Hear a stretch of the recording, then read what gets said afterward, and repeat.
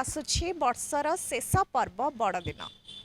धरापृष्ठ को अवतरण करिवे प्रभु जीशु। कटक कंधमाल राउरकेलार राजधानी भुवनेश्वर प्रभुंक स्वागत पाई चारिआडे उत्सव मुखर महल। समस्ते प्रभुंक स्वागत करिबा पाई आगभर। क्रिसमस दिन घरे घरे केक प्रस्तुति कराजिबार परंपरा रहिछि। घर को क्रिसमस ट्री और आलोकरे सजाई उत्सव पालन करने को आगभर होउछंती श्रद्धालु। तेबे उत्सव पालन पाई बाजार रे जमुछि भिड़। किए सांता क्लॉज पोशाक तो आउ किए उपहार आउ किए क्रिसमस ट्री लाइट किनी नेबाकू जमैछंती आसर। वर्तमान आमे आसी पहुंचिछु 1 नंबर मार्केट रे। पाखे आसुछि बड़ दिन। तेबे ए वर्षर बड़ दिन पई कोन रहिछि मार्केट रे प्रस्तुति आसन तो पचरी बुझिबा।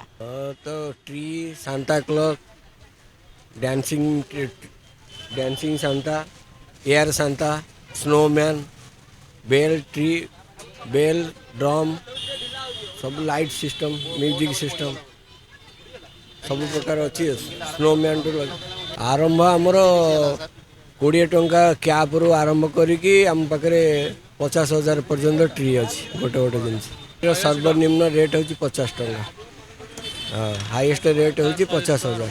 शॉपिंग एटा एक्चुअली लिपो बेलून जोटा रोची दुकानटा एटा भुवनेश्वर सबुठ बड़ दुकानटा डेकोरेटिव आइटम बेलून आइटम सब मिले ये मोर लास्ट 3 इयर्स रु मुझे शॉपिंग करछि। ह्यूज कलेक्शन अच्छी आउ माने क्रिसमस पाई मोर रेस्टोरेंट अच्छी तो रेस्टोरेंट डेकोरेशन पाई मुझे प्रति वर्ष निए एडू बहुत बढ़िया माने आइटम्स बहुत आप देखुए बहुत गुड़ाई आइटम लगी बहुत सारा जिनस किनले बहुत बढ़िया लगुच।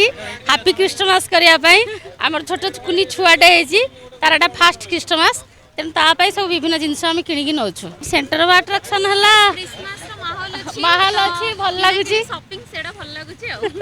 एक्चुअली क्रिसमस फेवरेट है मो पुओ बड़ पुओ जन्म होती क्रिसमस रे तार हापी बर्थडे से दिन पढ़ुची तेणु मु आगुरु जीशुंकर बहुत बही भी पढ़ुली तेणु मु भावुची तांकर ब्लेसिंग रे बोधे मो पुओ जन्म होता से दिन आउ से बहुत खुशी अच्छी तेणु क्रिसमस मो बहुत स्पेशल। पकरे नॉर्मली आम चर्च जाऊ चर्च रे सेठी बुलाबुली करूँ से कैंडल शालू आउ शाशुघर को आसला तो हजबैंड कर बर्थडे तो सेटा ही आज ए क्रिसमस हो बर्थडे हो डबल सेलिब्रेशन होजी। बड़दिन उपलक्षे भुवनेश्वर विभिन्न चर्च जोर सोरे चली प्रस्तुति। क्रिसमस ट्री सह मदर मेरी और प्रभु जीशुख्रीष्ट प्रतिमूर्ति को खूब सुंदर भावे सजा जाउथिबा देखिबाकू मिलुछि। एही समय चर्च गुड़िकरे ख्रीष्ट धर्मावलंबी मानकर भिड़ देखिबाकू मिलिथाय। कारोल गान करबा सह कैंडल जाली परस्पर को शुभेच्छा जणाई थांती ख्रीष्ट धर्मावलंबी माने। बड़दिन उपलक्षे सजई होईछि विभिन्न गिरजाघर। प्रभु जीशु को स्वागत करबा पई चारिआडे उत्सव मुखर माहौल। आमे आसी पहुंचिछु सत्यनगर स्थित कैथलिक चर्च रे। आम सहित जोड़ी होइछंती चर्च फादर। तेबे कौन रहिछि ए वर्षर आयोजन आसंतु तांकोठा आलोचना करी बुझिबा। सर मोबाइल न्यूज रा आलोचना को आपनको स्वागत। सर प्रथम रे मोर प्रश्न रहइबो क्रिसमस बा बड़ दिन एहार आध्यात्मिक महत्व कौन? बड़ दिन समस्तंक पाई सारा मानव जाति पाई एक आनंदर दिन कारण ईश्वर जे अरूप थिले ईश्वर जे अदृश्य थिले से रूप नेले से दृश्यमान हेले एणु तांकर जन्मोत्सव आमे पालन करूछु। एणु यह है आम समस्तंक अति आनंदर दिन कारण ईश्वर मनुष्य पाखक आसिले ईश्वर तेणु लेखा अच्छे आम बाइबल रे मध्य प्रकाशन पुस्तक 21 अध्याय 3 रे देख वर्तमान ईश्वरंकर वासस्थली मनुष्य मानक मध्य। एणु आज खुशीर दिन जे जीशु आसी रूप नहीं जहाँ विषय रे अनेक भाववाणी दि जाइथिला से मनुष्य है यह ही आम आनंदर विषय आम सहित रहा आमको उद्धार करने से आसिले।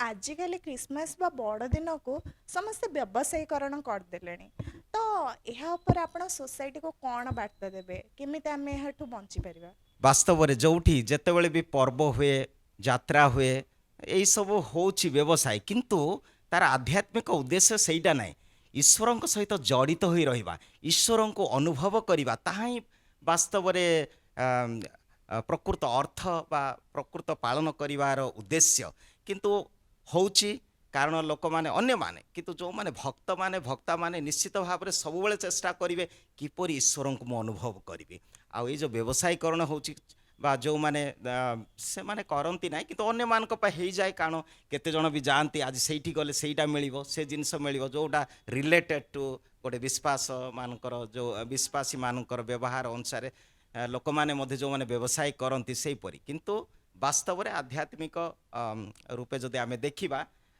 ଯେକୌଣସି ପର୍ବର ଉଦ୍ଦେଶ୍ୟ ନାହିଁ କି ଏଇଟା ବ୍ୟବସାୟୀକରଣ ହେଉଛି କିନ୍ତୁ ପ୍ରତି ଜଣଙ୍କ ଦୃଷ୍ଟିକୋଣ ଉପରେ ଏହା ନିର୍ଭର କରେ।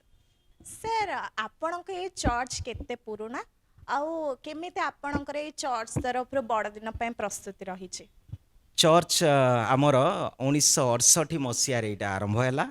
ଆଉ ପ୍ରଥମେ ଏଠି ଚର୍ଚ୍ଚ ନଥିଲା ଆମର ସିଷ୍ଟର ମାନେ ସେଣ୍ଟ ଜୋସେଫ ସିଷ୍ଟର ମାନେ ଅଛନ୍ତି ସେଇଠି ଏଇଠି ଫାଦର ମାନେ ବି ରହୁନଥିଲେ ଯେଉଁମାନେ ଧର୍ମ ବିଷୟରେ ଲୋକଙ୍କୁ ସାହାଯ୍ୟ କରନ୍ତି ସେମାନେ ଖୋର୍ଦ୍ଧାରୁ କଟକରୁ ଆସୁଥିଲେ କିନ୍ତୁ ଯେତେବେଳେ ଏହି ସହରର ପ୍ରାଧାନ୍ୟତା ବା କ୍ୟାପିଟାଲ ହେଲା ତାପରେ ଅନେକ ଲୋକମାନେ ବିଭିନ୍ନ ସ୍ଥାନରୁ ଆସନ୍ତି ରହନ୍ତି ଆଉ ଏହିପରି ଭାବରେ ସେମାନେ ରହି ଆସିଲେ ଆସ୍ତେ ଆସ୍ତେ ବଢ଼ିବାକୁ ଲାଗିଲା ଚର୍ଚ୍ଚ ଆଉ ବର୍ତ୍ତମାନ ତ ଆହୁରି ଟିକେ ଅଧିକ ହୋଇଛି କାରଣ ଲୋକ ସଂଖ୍ୟା ମଧ୍ୟ ଅଧିକ ହେଉଛି କାରଣ ବିଭିନ୍ନ ସ୍ଥାନରୁ ଲୋକେ ଆସନ୍ତି ଅତଏବ ଆମର ଚର୍ଚ୍ଚର ଉଦ୍ଦେଶ୍ୟ ନାହିଁ ସେମାନଙ୍କର ଆଧ୍ୟାତ୍ମିକ ଆବଶ୍ୟକତା ପୂରଣ କରିବା ପାଇଁ ଯେଉଁମାନେ ଖ୍ରୀଷ୍ଟଙ୍କୁ ବିଶ୍ୱାସ କରନ୍ତି ସେମାନେ ସେହି ବିଶ୍ୱାସରେ ଯେପରି ଦୃଢ଼ୀଭୂତ ହେବେ ସେହି ବିଶ୍ୱାସ ଦ୍ୱାରା ତାଙ୍କର ଆତ୍ମା ଯେପରି ପରିପୃଷ୍ଟ ହେବ ସେଇଥିପାଇଁ ଚର୍ଚ୍ଚ ରହେ। ଚର୍ଚ୍ଚ ମାନେ ବିଲ୍ଡିଂ କେବଳ ନାହିଁ ଯେ କମ୍ୟୁନିଟି ରହେ କମ୍ୟୁନିଟି ଯେଉଁମାନେ ଗୋଟେ ଏକ ବିଶ୍ୱାସରେ ଏକତ୍ର ହୁଅନ୍ତି ଯେଉଁମାନେ ଯୀଶୁଖ୍ରୀଷ୍ଟଙ୍କ ଠାରେ ବିଶ୍ୱାସ କରନ୍ତି ସେମାନଙ୍କୁ ଆମେ ଚର୍ଚ୍ଚ କହୁ ବା ମଣ୍ଡଳୀ କହୁ ଆମର ଗୋଟେ ଭାଷା ଅଛି ମଣ୍ଡଳୀ ଅର୍ଥାତ୍ ଆମେ ଏକା ନୁହଁ ଆମେ ସାମୂହିକ ଭାବେ ଆମେ ଉପାସନା କରୁ ତେଣୁ ଚର୍ଚ୍ଚ ଅଛି ଏକା ମଧ୍ୟ ଜଣେ ଆସି ପ୍ରେୟାର କରିପାରିବ କିନ୍ତୁ ଯେପରି ଆମର ରବିବାର ଦିନ ସାମୂହିକ ଭାବେ ସମସ୍ତେ ଆସନ୍ତି ତା ମାନେ ନାହିଁ କେବଳ ରବିବାର ପ୍ରତ୍ୟେକ ଦିନ ଆମମାନଙ୍କର ଉପାସନା ହୁଏ ପ୍ରାର୍ଥନା ହୁଏ ଲୋକଙ୍କୁ ସାହାଯ୍ୟ କରୁ କିପରି ସେମାନେ ଈଶ୍ୱରଙ୍କ ନିକଟରେ ସଂଲଗ୍ନ ହୋଇ ରହିପାରିବେ। ସାର୍ ସାମୂହିକ ଭାବରେ କାରୋଲ ସଙ୍ଗୀତ ଗାନ କରାଯାଏ ତ ଓଡ଼ିଆରେ କାରୋଲ ସଙ୍ଗୀତ କିପରି ପରିବେଷଣ କରାଯାଏ? କାରୋଲ ସିଙ୍ଗିଂ ବା ଏଇଟା ହେଉଛି ସ୍ୱର୍ଗଦୂତମାନଙ୍କର ସଙ୍ଗୀତ। ଯେତେବେଳେ ଯୀଶୁ ଧରାପୃଷ୍ଠରେ ଜନ୍ମ ହେଲେ ସ୍ୱର୍ଗର ଦୂତମାନେ ଗାଇଲେ ଯେ ଉର୍ଦ୍ଧ୍ୱରେ ଈଶ୍ୱରଙ୍କର ଜୟ ଆଉ ମର୍ତ୍ତ୍ୟରେ ପ୍ରିୟଜନମାନଙ୍କର ଶାନ୍ତି। ଏଇଟା ଏକ ଶାନ୍ତିର ସମାଚାର ଆନନ୍ଦର ସମାଚାର ଏଇଟା ହେଲା କାରୋଲ ସିଙ୍ଗିଂ ବା କାରୋଲ ଯେଉଁ ସଙ୍ଗୀତ ସ୍ୱର୍ଗର ଦୂତମାନେ ଯୀଶୁଙ୍କର ଜନ୍ମରେ ଗାନ କରିଥିଲେ ବର୍ତ୍ତମାନ ମଧ୍ୟ ଆମେ ମଧ୍ୟ ଆରମ୍ଭ କରିଛୁ ଆମର ଯୁବକ ଯୁବତୀମାନେ ଘର ଘରକୁ ଯାଇ ଏହି ସଙ୍ଗୀତ ଗାନ କରନ୍ତି ଲୋକଙ୍କୁ ସନ୍ଦେଶ ଦିଅନ୍ତି ଯେ ପ୍ରଭୁଙ୍କର ଆଗମନ ଅତି ନିକଟ ଖୁସି ଏବଂ ଆନନ୍ଦ ପ୍ରେମର ସଙ୍ଗୀତ ସେମାନେ ଗାନ କରି ପ୍ରଭୁଙ୍କର ଜନ୍ମକୁ ସେମାନେ ଘୋଷଣା କରିଥାନ୍ତି। ଏଇଟା ହେଲା କାରୋଲ ସଙ୍ଗ ଅର୍ଥାତ୍ ଯେଉଁଟା ସ୍ୱର୍ଗର ଦୂତମାନେ ଗାଇଥିଲେ ବର୍ତ୍ତମାନ ମଧ୍ୟ ତାହା ଆମ୍ଭେମାନେ ଗାଇ ଏହି ମର୍ତ୍ତ୍ୟରେ ଗାଇ ଅନ୍ୟକୁ ଏ ସନ୍ଦେଶ ଦେଇଥାଉ କି ଈଶ୍ୱରଙ୍କର ଆଗମନ ସନ୍ନିକଟ। ସାର୍ ବହୁତ ସୁନ୍ଦର କଥାଟିଏ କହିଲେ ତ ଏଇ ବର୍ଷ ବଡ଼ ଦିନରେ ଆମ ମୋବାଇଲ ନ୍ୟୁଜ୍ର ଦର୍ଶକଙ୍କୁ ଆପଣ କ'ଣ ବାର୍ତ୍ତା ଦେବେ? ନିଶ୍ଚିତ ଭାବରେ ସନ୍ଦେଶ ଯେ ଈଶ୍ୱର ମନୁଷ୍ୟ ହେଲେ ଆଉ ଯେହେତୁ ଈଶ୍ୱର ମନୁଷ୍ୟ ପାଖକୁ ଆସିଲେ ମନୁଷ୍ୟ ହେଲେ ଆଉ ମନୁଷ୍ୟମାନଙ୍କ ମଧ୍ୟରେ ବାସ କଲେ ଏଣୁ ଆମେ ମଧ୍ୟ ସେଇ ଈଶ୍ୱରଙ୍କୁ ଚିହ୍ନିବାକୁ ହେଲେ ସେଇ ଈଶ୍ୱରଙ୍କୁ ଅନୁଭବ କରିବାକୁ ହେଲେ ଆମେ ଆମର ପ୍ରତିବାସୀମାନଙ୍କ ଠାରେ ତାଙ୍କର ଉପସ୍ଥିତି ଦେଖିବା ପ୍ରେମରେ ଆଉ ଦୟାରେ ଏବଂ ଜେନେରସିଟି ବା ଉଦାରତାର ସହିତ ଯେତେବେଳେ ଆମମାନେ ଜଣେ ଅନ୍ୟ ଜଣକୁ ଦେଖିବା ଜଣେ ଅନ୍ୟ ଜଣକୁ ଦାନ କରିବା ଦୟା ଦେଖେଇବା ବା ପ୍ରେମର ଭାବରେ ଆମମାନେ ଯେତେବେଳେ ସମ୍ପର୍କ ରଖିବା ତେବେ ବାସ୍ତବରେ ବଡ଼ଦିନର ତାତ୍ପର୍ଯ୍ୟଟା ବା ବଡ଼ଦିନର ନିଶ୍ଚିତ ଭାବରେ ଆମେମାନେ ପ୍ରତ୍ୟେକ ସେଇ ଦିନର ଆନନ୍ଦ ଆମେ ଅନୁଭବ କରିପାରିବା। ଠିକ୍ ଅଛି ସାର୍ ଆପଣ ଆପଣଙ୍କର ସମୟ ଆମକୁ ଦେଇଥିବାରୁ ଆଉ ବହୁତ ସୁନ୍ଦର ଅନୁଭୂତି ଗୁଡ଼ିକ ସେୟାର କରିଥିବାରୁ ଆପଣଙ୍କୁ ବହୁତ ବହୁତ ଧନ୍ୟବାଦ। ଧନ୍ୟବାଦ। Happy Christmas. ଆପଣମାନେ ଦେଖୁଥିଲେ ପ୍ରଭୁ ଯୀଶୁଙ୍କୁ ସ୍ୱାଗତ କରିବା ପାଇଁ କିପରି ରହିଛି ରାଜଧାନୀରେ ଆୟୋଜନ କେଉଁଠି ଜମିଛି ଚର୍ଚ୍ଚରେ ଭିଡ଼ ତ କେଉଁଠି ଜମିଛି ବଜାରରେ ଭିଡ଼। ଆଶା କରିବା ଏହି କ୍ରିସମାସ ସମସ୍ତଙ୍କ ପାଇଁ ମଙ୍ଗଳମୟ ଓ ଶୁଭମୟ ହେଉ। ଭିଡ଼ିଓ ଜର୍ଣ୍ଣାଲିଷ୍ଟ ପ୍ରତାପଙ୍କ ସହ ମୁଁ ground reporter Suchismita mobile news 24x7।